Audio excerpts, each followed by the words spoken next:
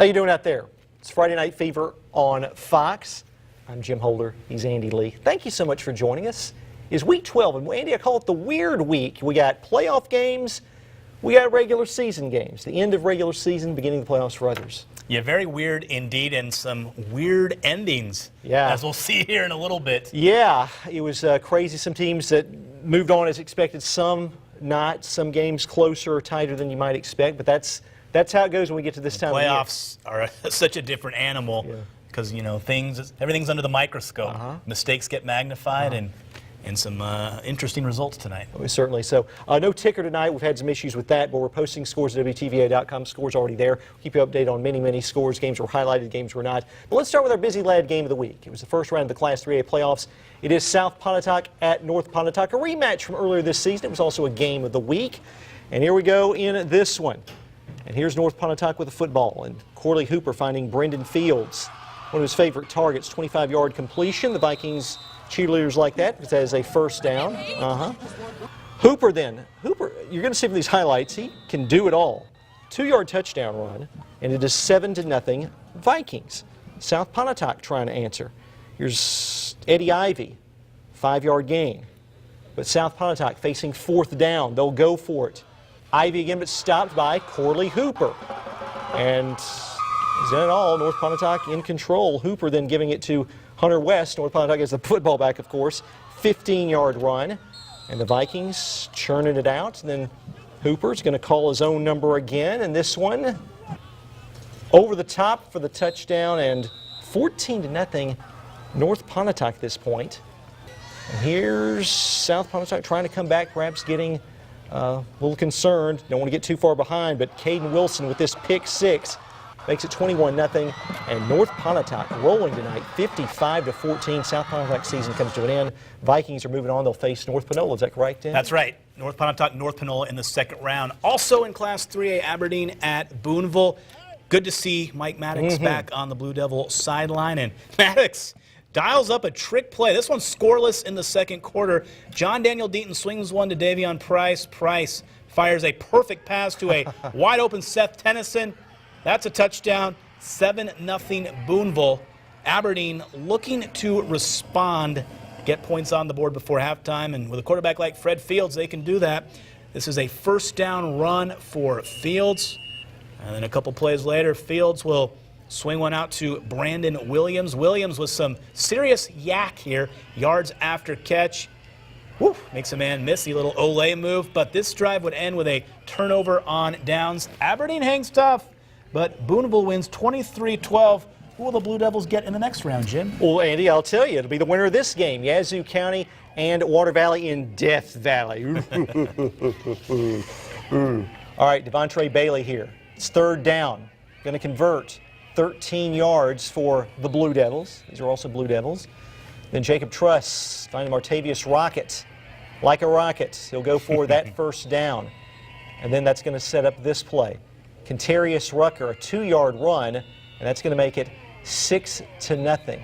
So Water Valley trying to get it done at home in the first round. Corey Gainwell would have a 62-yard run for Yazoo County, but would not matter in the end, because that was their only score. Water Valley going on to get the win in this one, 34-6. It'll be Blue Devils. Blue Devils next week, Andy. All Blue Devils matchup. Water Valley, yes. Looking forward to that one. In Death Valley. More from Class 3A, Kossuth at Houston. Hilltoppers led 14-0 at the half. Aggies trying the onside kick to start the second half. Does not work, so Houston has the ball with great field position. Jalen May. That's Allen Robertson to Xavier Ford for a first down. 2 plays later, Bobby Townsend scores on a nice run up the middle. PAT is good. 21-0 Hilltoppers at that point. And the Houston defense, tough tonight against Kossuth. See the Aggies trying to make something happen and nowhere to run. At Hilltopper defense.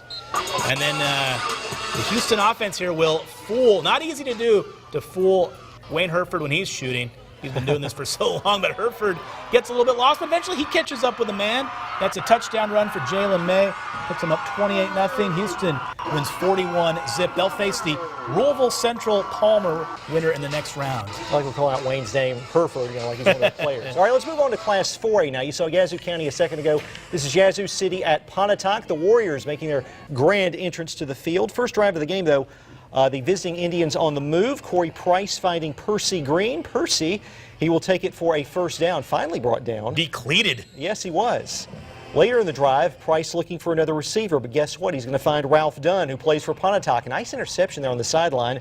Warriors are going to take over at their own 20-yard line. All right, first drive for Jeff Carter's team. It's Justin Carter tossing one out to Cade Armstrong. He is popped by Parvez King for a 4-yard loss. That hurt me, Andy. Pontotoc, though, staying with it. Hey, what up?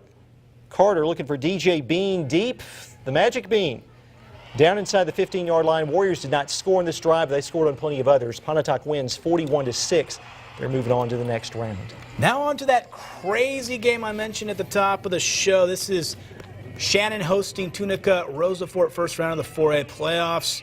Shannon's Stinko White in the Wild Raider spins his way into the end zone for 6. This one just getting started. Roosevelt in the red zone. Kobe Island, great name. He scores on a QB keeper for the touchdown. Triple overtime. Wow. Yeah. Shannon loses to Roosevelt 52-46 in triple overtime. All right, let's move ahead now. Amory at Greenwood, and Bulldogs quarterback DeAndre Smith takes the pass, brought down to a couple of yards. Amory, though, answering. Here's a field goal. Panthers are up 3-0, I should say, at the end of the first quarter.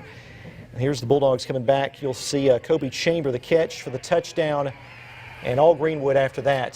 The Bulldogs win 48-24. All right, next up for Greenwood is the winner of this game, Noxubee County and New Albany. Of course, the Tigers, the defending 4A champs. They struggled with turnovers early. Opening kickoff, Bulldogs try an onside kick and recover it to get the ball to open the game, trying to get some momentum. After a Bulldogs 3-and-out, Bobby Shanklin takes the carry, finds a wide-open hole, and gets a Noxubee County first down. Here's Kysaiah Pruitt taking an end around. He gets out in space, but the ball pops out. New Albany recovers. Ball security, once again, an issue for the Tigers on this punt return. Malik Stallings picks it up, or doesn't pick it up, he boots it, and New Albany once again trying to capitalize on a Noxubee County turnover, but on 4th and goal, Noxubee stands up New Albany. The Bulldogs would get the first points of the game on this Caleb McDonald field goal, but all Noxubee after that, they win this one 28-3. All right, Andy, we have our Instagram contest each week to decide our band and cheerleaders of the week. There's been kind of a trend, if you've noticed. There's a trend. The team that wins the game of the week, the other school wins the band and cheerleaders of the week. That's so right. North Pontotoc won the game of the week. South Pontotoc won the vote for band and cheerleaders. We had a lot of votes. Of course they did. Anytime those two were involved, they had a lot of votes. So we will hear from the South Pontotoc band in just a minute. But first, the South Pontotoc cheerleaders take us to the break. We are the South Pontotoc cheerleaders, and you're watching Friday Night Fever.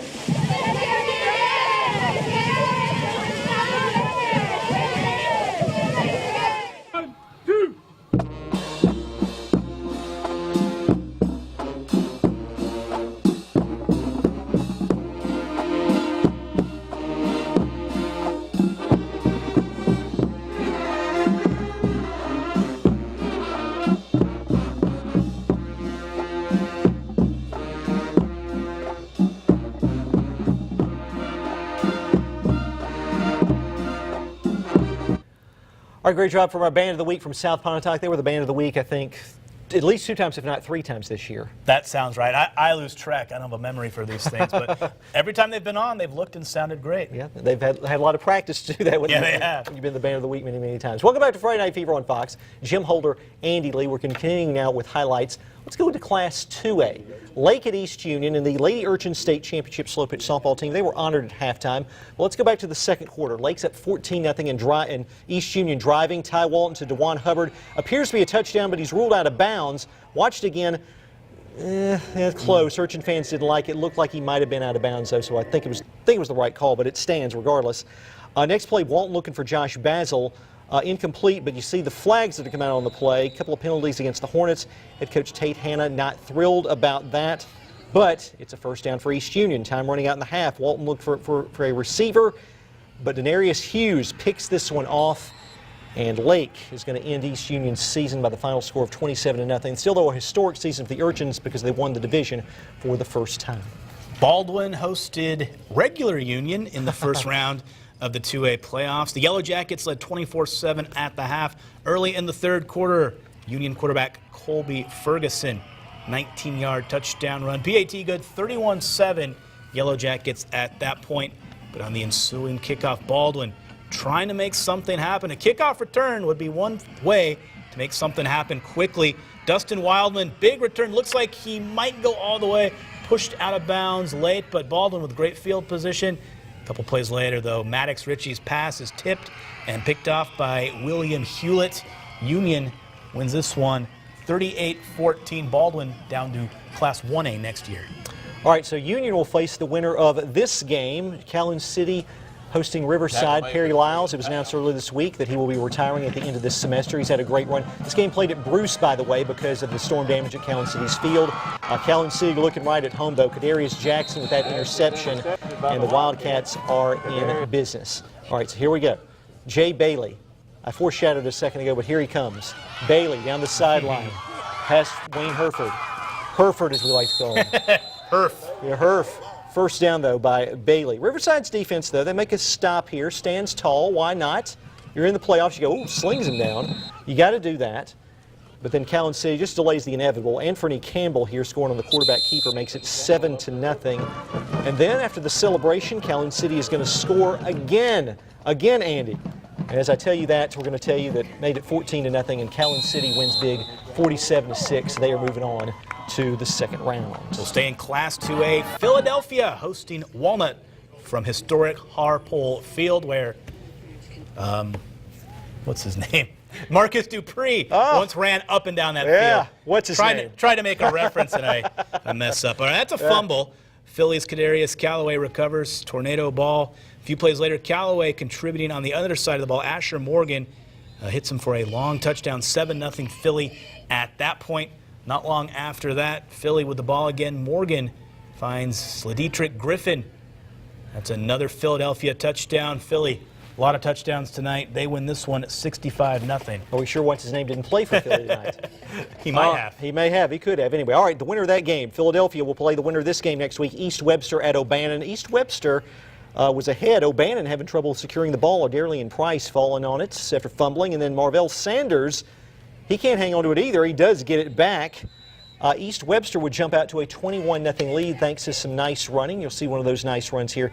East Webster, the Wolverines were a young team, but they've grinded some wins out this year. They ground out another one tonight. East Webster going on the road, and they get the win by the final score of 35-6. So they are moving on to the next round. I'd say they're a very gritty club. Very gritty. Gritty. Speaking of gritty, our social media center, Daniela Orpeza, she's very gritty. Very gritty. She's joined us now to show us what's happening tonight on Facebook, Twitter, and Instagram. Daniela, what's going on?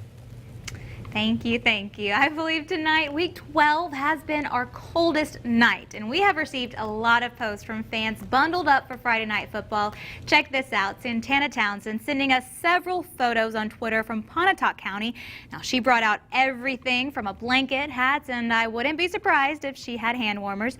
She tells us she is proud to be a Pontotoc Warrior, and what a precious sidekick she has there on the right. And it doesn't end. She tagged us in these pictures of some other little Warriors, and on the right, a great picture saying a great win by their nephews. Also on Twitter, Blake McMullen as the Eagles celebrate a round 1 victory over Coahoma with a big lead, 47-0. Over on Facebook, Lee County Sheriff Jim Johnson sharing these photos saying he's proud to support his alma mater, Shannon High School, while they're in the playoffs. Unfortunately, the Red Raiders lost tonight in triple overtime. What a game that was. AI, if you're watching, I couldn't do this season without you. He sent us these pictures, and speaking of bundled up, on the left, these South Pontotoc fans were ready for the cold in North Pontotoc, and so were these Pontotoc fans as they took on Yazoo City. They have the auto vibes going and everything. And we continue with our bundled up fans segment. That's what I'm calling it, over in Houston, except this fan on the right is in short sleeves. That's a brave one. And over in Calhoun City on the left, Miss Precious Pratt, decked out in her Wildcats gear, all smiles in this picture as the Wildcats move forward to round 2. And on the right, these Amory Panther fans taking the trip to Greenwood. Subtle smiles, though, as this was their final game of the season. And every Friday is complete when it comes to our biggest supporters. On the left, a proud squad and Warriors from North Pontotoc, and on the right, the Calhoun City girls looking forward to another game. Now also celebrating a first-round playoff, these little Hilltopper fans. This is Mac, Cam, and Briar. Bet you can't tell which one is Briar. They're adorable. And I know Friday Night Fever is high school football, but this was too cute to pass up. This is Jorney Edmonds, and she is a student in the West Point Consolidated School District. Go Green Waves. Her future is an LSU Tiger cheerleader. Now, most Fridays I do a hashtag Flashback Friday. Well, this one is from last week because I didn't realize until tonight I missed it. Thank you to Monica Chu tagging us in this post on Facebook of the beautiful Katia, who is a North Pontotoc senior maid. You can tell there's much love from the Solid as a Rock crew. Now, what a week it's been, and I can't believe we're nearing the end of Friday Night Fever. We'll see you next week from the Social Media Center.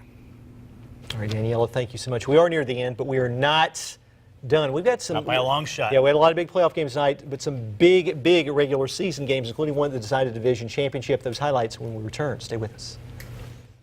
Friday Night Fever, Jim and Andy. Let's continue with our highlights. A very big game in the regular season. You got it, Andy. Yes, Smithville at Bakersville for the Division 1-1A title. Lions looking for their first win over the Knolls since 1980. Been a long time. And Bakersville looking for its first ever division title. Smithville gets the rock first. Jabril Smith carries a bunch of defenders for a first down. Later in the drive, Smith with another big run into Bakersville territory, close to a first down, but the Knolls would turn it over on downs. This is Bakersville with the ball. First play from scrimmage, some trickeration. Quay Davis halfback pass to John Garrett Overstreet. A couple plays later, Quentin Knight out of the shotgun fires one to Dylan Taylor for another Bakersville first down around the 15-yard line. But this drive would stall out with a turnover on downs. Smithville scores late to beat Bakersville 28-22. Seminoles 1-1A champs. Tupelo at Oxford, second place in 1-6A being decided through this game, and Tupelo was down. J-Rock Williams, a 13-yard carry for a first down.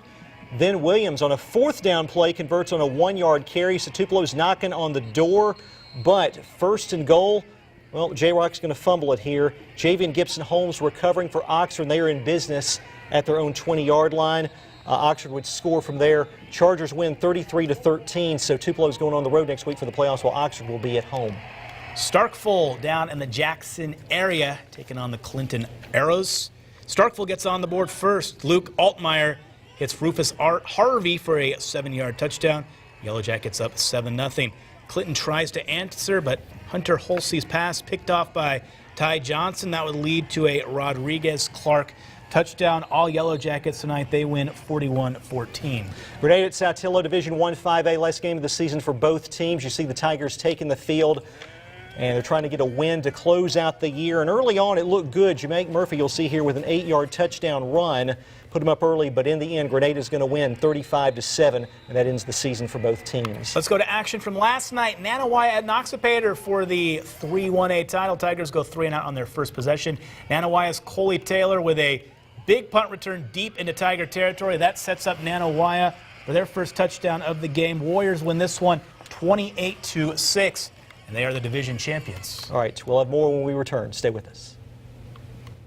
Before we leave you some quick scores, Andy. Yeah, it was Belmont 20, Choctaw County 14. Cardinals get Charleston in the next round. Clarksdale over Itawamba AHS 21-16. Clarksdale gets Louisville in the next round. Corinth 47, Kosciuszko nothing. Corinth gets Rosa Fort in the next round. Eupora downs Coahoma County 47-0. They'll get Lake in the next round. Scott Central 55, Bruce 6, and Winona 44, Tylertown 22. Winona gets McGee in the next round. More at WTVA.com. He's Andy. I'm Jim. We'll see you next week.